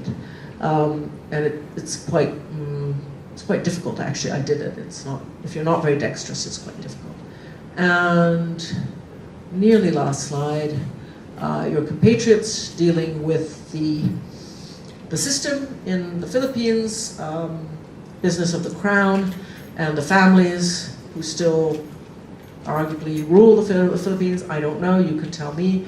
But vernacular, we see all the elements brought together here. Vernacular, craft, handmade things, the idea of putting it on, something very literal, the crown, but at the same time alluding to a whole system, a whole structure that is difficult to transcend. But actually the viewer can, because you can put on this crown, and therefore you may be able to subvert the system. In the original work by the Equilisans, the crowns were displayed on a cushion under a dome. When I invited them to join an exhibition in Istanbul in 2014, I asked their permission to change the work curatorially. I asked them because I wanted my European audience to understand the work. It was a method of curatorial translation. So I asked them if they could make, instead of a few works in a dome that were untouchable, I asked them if they would make many crowns and whether I could display them like they were shoes in a shoe shop with a mirror so that people could put them on. And they agreed. So that it's curation. It's not art history, but it developed a new work in there with their accord, and indeed they were there, they set the work up themselves. And the very last work, which you've seen before, but it is about the nation, and it is about challenging the monolithic nation of Singapore with gold. And a work that again was put up for about an hour. And I end with this slide, because it's 2018, so it shows you that the artists throughout Southeast Asia, young and old, connected or not, and many of these younger artists, I would tell you, don't know anything about the older artists from their own field. They actually don't know Harsono, as hard as that may be to believe. They don't know what was happening 30, 40 years before. Because no one's ever talked about a Southeast Asian art history. They don't know it because it's not written. So we need to, all of us, write it down. So, what are the conclusions?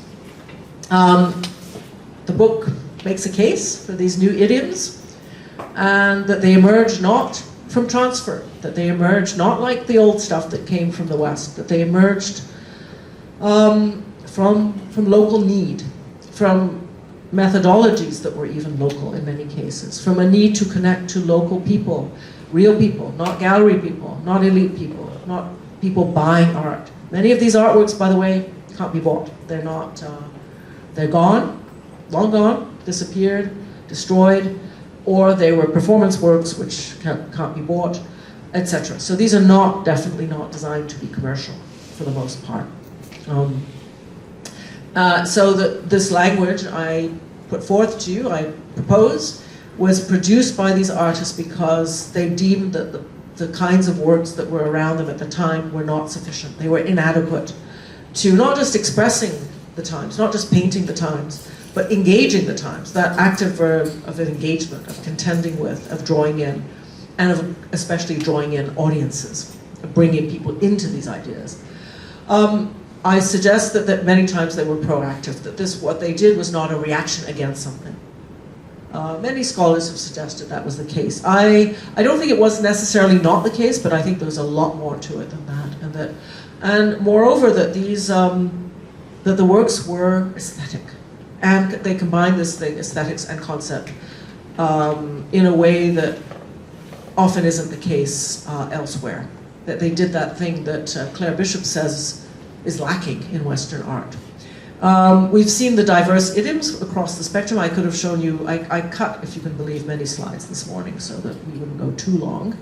And that many of the modes that they use are image text. You notice that. I believe deeply that this is not from Dada, this is not from Barbara Kruger. Many of these artists didn't know Barbara Kruger, certainly in the 70s they didn't know Barbara Kruger.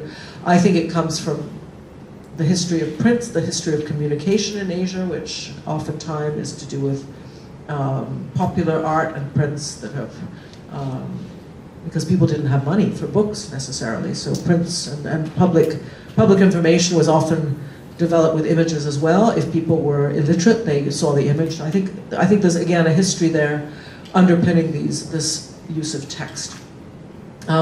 We see that the methods persisted over time, over space, and that these tensions continue to be a driver because they haven't actually changed. Many of the issues, the problems of Southeast Asia persist today.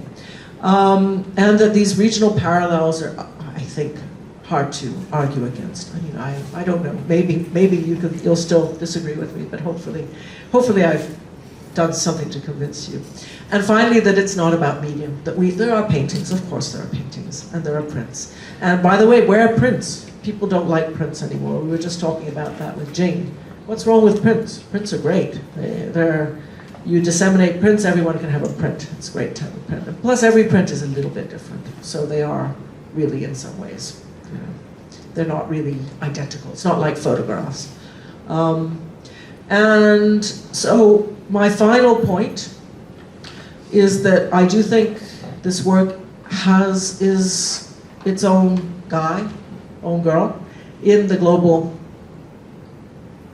canon, if you like, and that because of the way the world is going these days, this work should be known in the West. It should be far more broadly disseminated, because I think a lot of these artists were doing things in the 70s that people in New York or elsewhere in Europe really should know today. They were ahead of their time. They were doing things. They were creating a kind of citizen agency through art, through image, through aesthetics, through association and concept that is unknown, was unknown certainly then, and even now I think this work could teach a lot, and it's definitely did a thing that no one else was doing in its time and still persists, still continues to do in Southeast Asia and the world. So thank you very much. I'm glad to see a number of students here. Right? The ones at the back. Are you at the stage of writing your thesis or something? But thank you. But I know one is. AJ? Patapos na. Tapos na. So, would anyone want to comment or do you have a question? You repeated a number of times how these artists didn't know each other at the same time? Mm-hmm. Correct. I was keen, those who are still alive, to ask them whether they knew this. We're talking about the 70s. So, for example, Harsono, yeah, of course. Oh, no. From the mid-80s, I would say, depending, and very spotty. This is all very patchy. From the mid-80s, there is ARCS. And ARCS, even before that, the ASEAN, yes, exactly.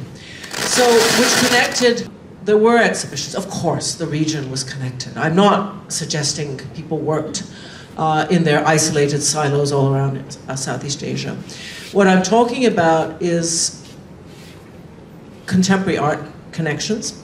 The painters were connected. There were exhibitions. Of course there were. Now, of course, there were also many connections with the old colonial metropolises. So, for example, if you asked an artist, a painter in Jakarta in 1960, whether he knew people in Hanoi, chances are he didn't. But he would have known, perhaps, people in Amsterdam, because now, yeah, I mean, depends on the period and depends how educated the artist was. The Indonesians, for the most part, didn't go overseas. The Filipinos did, for the most part, did go overseas. In fact, Imelda is one of the few of that generation who was not schooled in America or the UK. She started practicing art at home and didn't, according to what she told me. So yes, I interviewed Harsono, I interviewed Imelda, Buzantan, in his lifetime, I interviewed him. Some of the early Burmese contemporaries who have died, I did interview them. The Burmese knew nobody because their country was completely closed. Vietnam, the country was closed. So my point was, I guess, of course, there's always an exception, and one exception will prove me wrong. But my point was that they didn't, generally speaking, the work was born locally within their local ambit, and that the early contemporary was this patchwork around the region of small enclaves of artists, or a singular artist, who were making works because of this nature, in part because they felt that painting just couldn't do it. The way they were taught painting at the academy could not express what they needed to talk about that was going on around them. Does that make sense? Okay. Hi. Can you hear me? I can. I'm AJ. Actually, that part was also interesting to me, that they didn't know each other, even though they were making works that were tackling the same themes. But I'm wondering, in like current like his cultural moment, where artists pretty much know each other from like Instagram or like online social media, what is the trend nowadays? I guess, like, how is that affecting the sensibilities of the art emerging from the region? I'm curious. Yeah, historically there's a huge divide between the 90s and the 2000s because of the internet. So you do see artists, because of the Biennale system, evolving in the 90s, notably with APT, but also Fukuoka and others, okay, these regional exhibitions and global exhibitions. You see artists, and because of the internet, artists start to be aware of the fact that the international curator becomes a thing. And artists start to pander to the curation. In fact, I quote somebody here on that very topic in the book, and she's right. Of course they do. I mean, it's quite natural, but all of them do. So there's, of course, when you start to see what's going on, obviously you're influenced. And it's not that it's undesirable to not know what's going on. I'm not suggesting that at all. Has art changed? I think it did change after 2000 quite dramatically, because many, many artists were then seeking to be part of the global system and therefore felt they needed to make global art, and they therefore tended to reject or exoticize, so one or the other, or both sometimes, regional tropes. And so, but they're quite discernible. I mean, it makes for bad art, essentially. I mean, I'm sorry, but it does make for bad art when artists are really saying, okay, I want my work to go to Sao Paulo, I'm going to do this, this, this, and that. And so there was that amongst a fair few. And today, listen, I think ultimately, yes, of course, Instagram, of course everyone knows everything all the time, but then there are only so many hours in the day. And if you're an artist, your first context is here, home, and what you're experiencing every day. And so yes, you may mix up everything and art may evolve, but again, I think it's a case by case. My book is highly granular. I took each artwork, and of course at the end of the book, when there's so many more historically, I can't develop each work over 3 pages as I did Imelda's work, for example. But I think the great art still has its individuality. I think you can't deny that. And even in the 90s, remember in Vietnam, they started to get the greenback. So they inject Benjamin Franklin. That's globally legible, but yet quintessentially local in many ways. And so it's not trying to be exotic and going back to the village. I'm not in any way suggesting that these artists remained local in their iconography or anything like that. It's just that the way they play with it, they're playing with it for themselves and for their local audience at that time. Today, if you're pandering to a global audience, fine. Who is that audience? I mean, again, I think it's more it's maybe more trouble than it's worth. I don't know. I'm not sure that's an answer. It's probably not an answer. It's just a thought about artists. Ultimately, artists presumably are making work. So. Okay, earlier you were talking about the distinctions on modern and contemporary in terms of Southeast Asian contexts. Can you give like more details on that observation?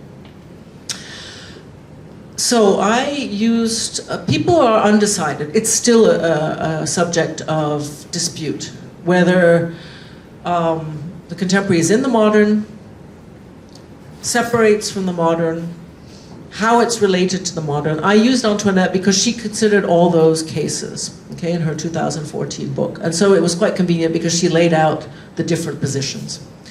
And so the position I took, because you do have to take a position, empirically took the position, her third position, which is to say that, of course, the contemporary is linked to the modern. You can't, it's not like a complete rupture. It's not like going to the moon or something like that. But that I see a fundamental difference that is fundamental to my book and my research, in that the methodologies of art making are fundamentally different in the contemporary vis-a-vis the modern. Why? Because the technologies of the modern were transferred. So again, I go back to the writers, to the text. I use Clarke. He describes transfer, what it was. You transfer technology. Technology is oil on canvas, yes. You transfer a technique. The techniques are European Academy techniques, which didn't really exist until they were brought from Europe. At different periods, different places, huh? Depends where you are. They were brought to Vietnam late. They were brought to other places much earlier. You bring a technology, you bring media, and you bring the concept of the signing artist, the individual artist, which creates a hierarchy. Artisan, the unsigning art maker, still cultural production, versus the painter. Art for art's sake comes out of that, okay? So many of the artists, I don't think they do it consciously, but they ultimately contest that hierarchy. But the hierarchy exists, it's definite, okay? To this day, I still get people saying to me, oh, but that's craft, that's not fine art. Well, what is that distinction? Who made that distinction? That distinction was transferred. Contemporary art wasn't transferred. So to me, that's the key distinction between them. Now, Antoinette doesn't get into the detail, but she does have these three different ways of looking at it. Sabapati's another one. He also, what is his position? I can't remember, but he takes a position. So everyone agrees there are different positions. Still today, I think Sabapati's text dates to maybe 2 or 3 years ago, the most recent one, where he talks of, and I cite him. All these people, it's all footnote, so that you can find that. So the answer, I can't give you an answer because there are different schools of thought about this contemporary versus modern. But instinctively, you know it. You see a modern painting. It's a description of something. It's not a question. You gaze at it. You absorb it. It's an object. These other works are not. They're not exactly objects in that way. It's not sufficient just to gaze at it. You have to do something. So I think, and that's, again, that wasn't transferred, that didn't come from Beuys. It didn't come from Warhol. It came because it was needed from here. And the cultural context of Southeast Asia, tradition, and the fact that tradition is alive here was not rejected the way in Europe. By 1900, after the Industrial Revolution in Europe, tradition and culture were pretty much gone. Here they're alive and well still today. This is why I give that slide showing the Singaporeans burning papers. It's rather literal and a bit, it's a bit easy. But it tells a story. Does that answer the question? Not really. Not really. Yeah, basically there is no answer because people argue about it. But I guess if you're going to go sort of fly up from that a little bit, I'm not sure it matters that much. I mean, these are terms. What matters is the art and what it does. So who cares? Modern or contemporary? I would say that, but of course I care a lot. But what I mean is, should we care? And it's maybe a bit hair-splitting, all that. And of course there are a lot of gray zones.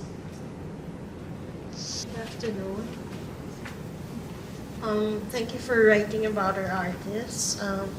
My question is this, but first I'm a writer, I write about music basically. A friend of mine who's an ethnomusicologist from Germany discovered the Philippine musicians through the internet. She noticed that we Filipinos, for example, we get exposed to a lot of Western music, but that's not the case about Westerners. They don't know about our music, except lately. So are Southeast Asian painters and artists being seen abroad? I mean, the way, let's say, through the centuries, through the decades, we've been exposed to a lot of Western models. Yeah, that's an issue. That's one of the reasons I do what I do. Okay, and but again, it's not because they haven't been seen in the West that they don't exist. So this is why a lot of the histories of Southeast Asian contemporary art started in 1989. I wonder why. Because of Magicien de la Terre, which was 1989. And because of these biennales that exposed, all of a sudden the West saw Southeast Asia, but that's not the beginning of art in Southeast Asia. I was very deliberate about my dating, very deliberate. It's their problem. That's why I say you have to work. Too bad. They don't know. They should know. So, of course, I'm being slightly facetious, but it's great work. If they don't know about it, it's their loss. And so that I'm doing my bit. Like, we all need to do our bit. But yes, of course, you pinpoint a very definite issue. And all throughout the book, I sort of repeat it endlessly. It gets a bit boring, but I'm trying to be pedagogical a little bit. I wrote this for my undergrads, by the way. There's no text. There is no one single author history. Right? So, yeah. I repeat endlessly, it's not because people in London and New York didn't know that it didn't exist. And so this is why I get very irritated when people say, oh, Harsono's work in the 70s, that's relational aesthetics. Well, it's not. And yeah, right? So it seems obvious sitting here, and Asian scholars say the same thing sometimes. Because again, don't be lazy. We have to write our own art histories. It's not our own. And again, that sounds nativist, and that's not the goal here. It's just that the art comes first. So you write from the art. And if you want to apply Barthes or Baudrillard or whoever, fine. But at least look at the work first before you try and squeeze it in to those people. Hi, thank you for this talk. One thing that really stuck in my mind at the start was when you mentioned that these are not activist works, they're active works. And I understood that in being active, they actively engage the audience to also look in and participate. But I just want to understand what, like, the distinction between an activist and an active work, because it feels like there's a bit of overlap in that they're concerned with social issues. There is overlap in a sense, but I make that distinction to distinguish, and this is where I guess I'm Eurocentric. I think I'm decentered, but I'm not. I mean, can one ever be? Because I'm thinking about what in the West people call activist art, which are the kinds of works that the Americans were making during Vietnam, and activist works. I mean, even now, there's activist works in the States being made, art against whatever's going on in America with the current government and so forth. But those works, I guess the distinction for me is clear, and this is why I choose those words carefully, is that activist art is very clearly what it is. It's protest art. It's clear protest art. It's saying, I don't agree with this is my position. Okay? These works are not that clear. They don't really take a position. You take the position. That's the point.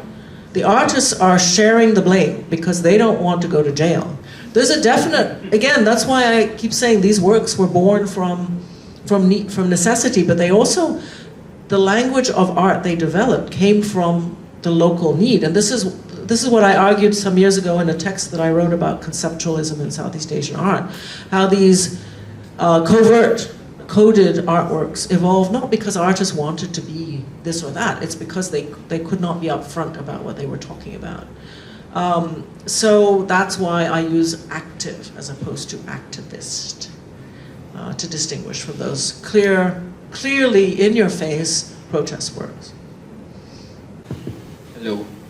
Hi, I'm Mark. I'm from UP. So my friends and I just attended this talk because we weren't able to attend yesterday. So to answer that question about the difference between activists and active art, to contextualize it in the Philippines, is that I think we can trace that, not difference, but rather their similarities, their shared similarities in a way of the traditions of making effigy, because to be. The fact is that the tradition of effigy comes from the tradition of Gigantes Festival in Rizal province. Then basically, it's an activist form of art. It's a protest art creating effigy, but the active aspect of it, which categorizes an active art, is that the people itself that involves in the process of making that effigy. So with that, there's also comes with a lot of forms and modes of engaging other people to create that activist or protest art like the effigy. So I think that's when the activist and active art blurs. Thanks. Yeah, I would. That's very interesting to me. But notice too that the artworks don't have to actually physically make you do something. I would argue that Imelda's works from the 70s, her prints, are activist in the sense that you have to read and you have to connect. And that is, so I don't want to be literal about active. I mean, it's not about motion and moving or anything like that. It's more about criticality. So I guess the word active that I'm using is a stand-in for the word criticality that they're developing. But of course you could say, there are a lot of gray zones, yeah? You could say a social realist painting, it perhaps would operate in that way as well, because it is making you think about certain things. And yet it's more clear in its visualization. The image tells a story of something. Whereas I think these artworks engage a critical repartee or a critical discussion with you, the audience. And in that sense, I term them active. But these are words of my own invention. I'm very careful when I write in the text to define and to say, this is me, I'm not quoting anyone. And so fair enough. And I definitely, in the Philippines, for example, that work by Fileo that I skipped over too fast. Where is it? Here we go. See, again, this is not activist art, but it's dealing with very violent histories of the Philippines, and it's doing certain things. And it's not even active in the sense that it doesn't make you do anything, but it's definitely, with its different elements, developing a kind of critical conversation with you that you have to put some work into it, some thought into it. Yeah?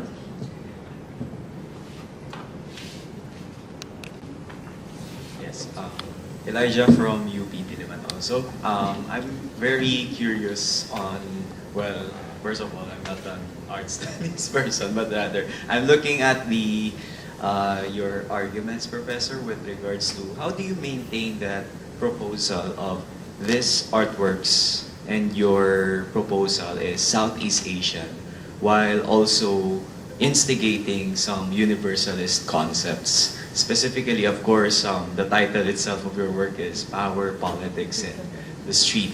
And of course, by looking at it also, without diminishing the contributions from the Western perspective of utilizing the street also on making some active agencies of aesthetics.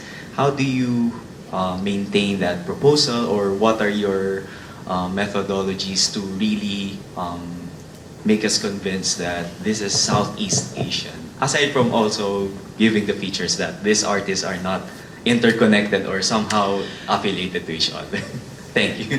Yeah, well, I don't consider those two things mutually exclusive. You know, to me, they're not, what you're describing, it's the first time I've thought of those two things as problematic, honestly. So for me, yeah, that you can be Southeast Asian and Universalist, to me is perfectly, why wouldn't you be? You see, that goes back to the question 2 questions ago. European art is European, no question, or Western art. It's made in the West, it deals with Western issues, and yet it's universalist, is it not? So, no one ever thought about that being a problem. Why, I mean, this, and again, I'm not being nationalistic or nativist. It's just, to me, a very fundamental thing that artists make works. In the street, by the way, you think people borrowed that notion from the West? Happenings and all that? They didn't. Of course not. There are no institutions in Southeast Asia. there is no alternative to the street in many instances. That's the reality. So you want to make work, any kind of work, as a matter of fact. There are no galleries, art galleries, that will even take your work if you're making new kinds of works.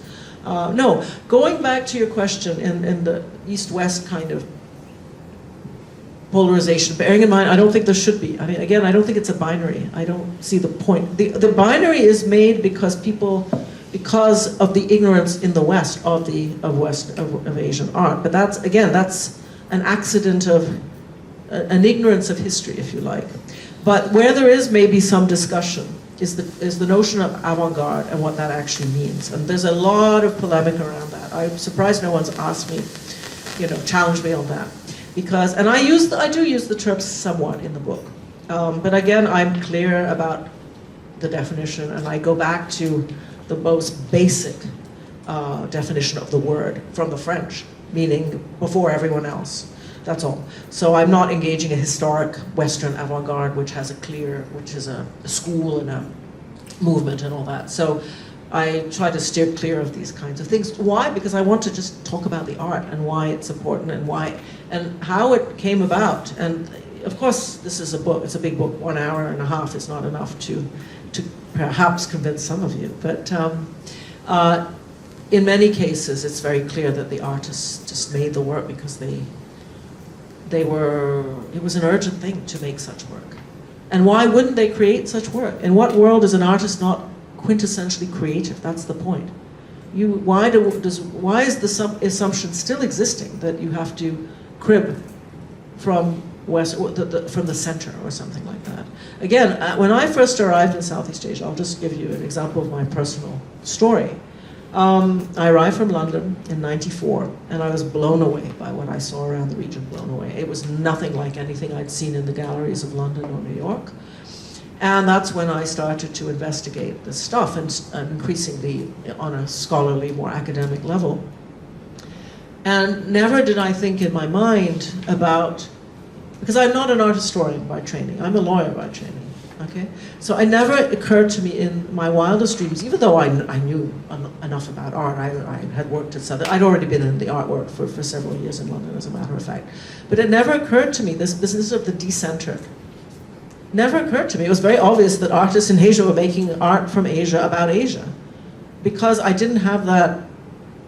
I wasn't a classically trained, Western trained art historian, where that is sort of rammed down your throat, that modernism is Paris in 1850s, and from there it radiates forth. I didn't know that. I just knew that different parts of the world had art, because, yeah.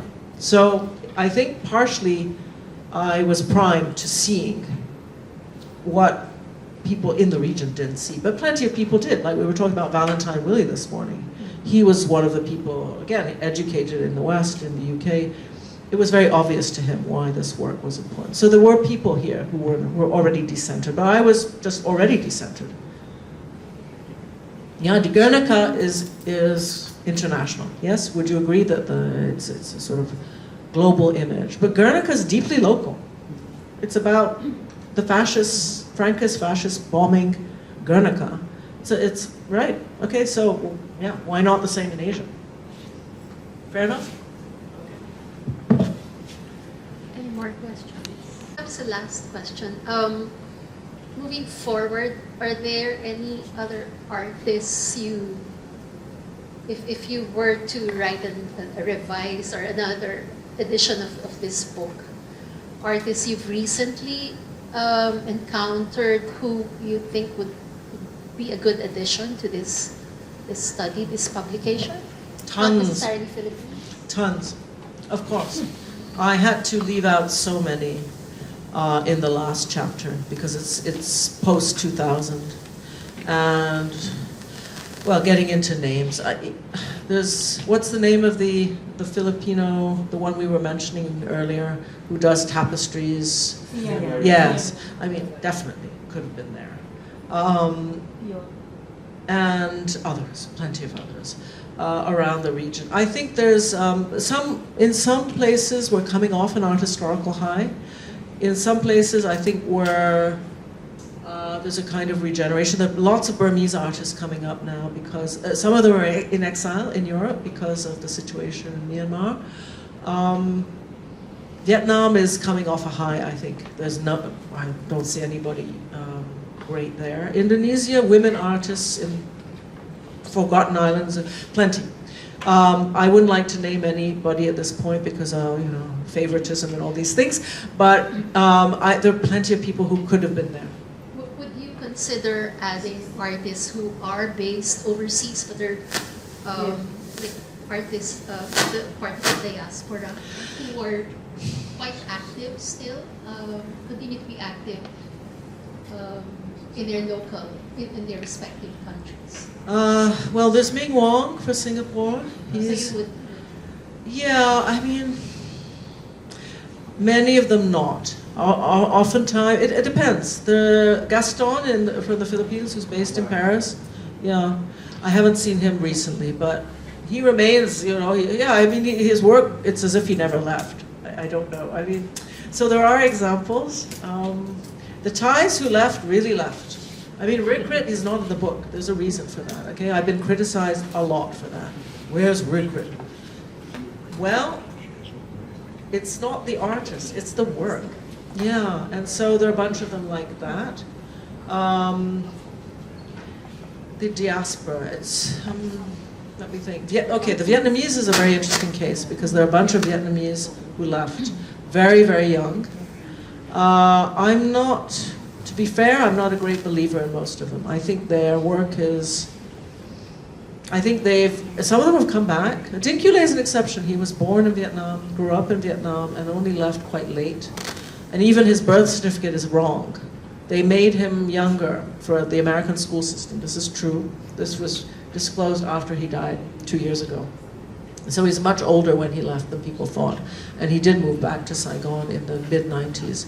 So for me, his work remained imbued in Vietnam. But there are a bunch of Vietnamese who call themselves Vietnamese diaspora, but their work is far more American than even though the trappings are. But again, that is sort of part of the Biennale circuit and appealing, and there's a sort of, I would say, a neo-exotica happening in some spheres.